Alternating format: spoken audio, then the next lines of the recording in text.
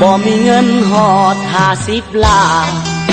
อย่าฝันเอาลูกสาวเพิ่น10 ล้านมันพอกระเทินจ่ายค่าเดินจัดดองบ่พอทั้งค่าดนตรีสินสอดหอดค่าเหล้าค่าเบียร์อีกน้อคิดมาค่าขอจอลอนี่ละน้อพอกระเทินบงคำมาก่อน5 บาทถึกบาทละ5 ล้านกว่า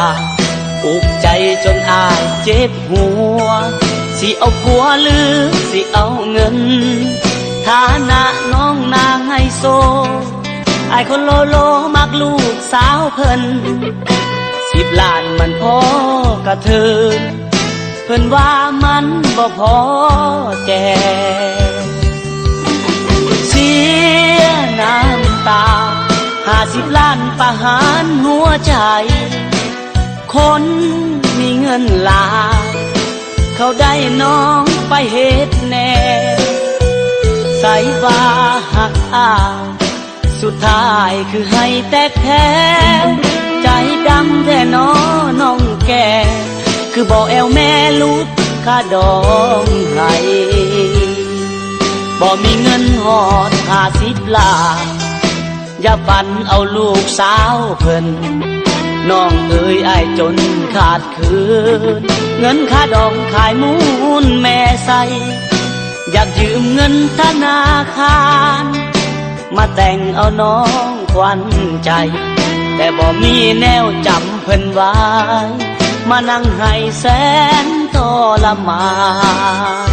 เงินอ้าย10 ล้านได้เพียงแต่ค่าข้าวปุ้น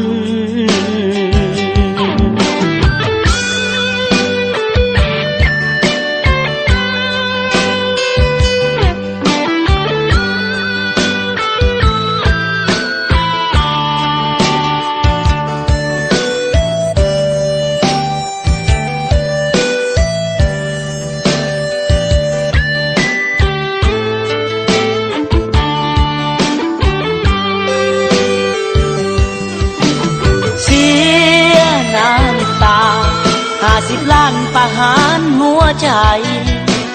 คนมีเงินหลาย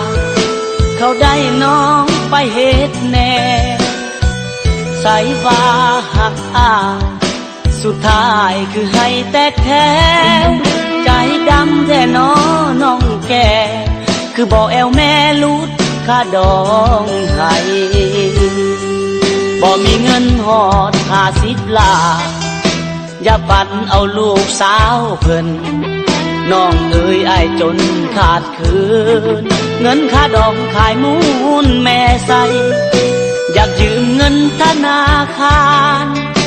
มาแต่งเอาน้องขวัญใจแต่บ่มีแนวจำเพิ่นไว้มานั่งให้แสนทรมานเงินอ้าย10 ล้านได้เพียงแต่ค่าข้าวปุ้น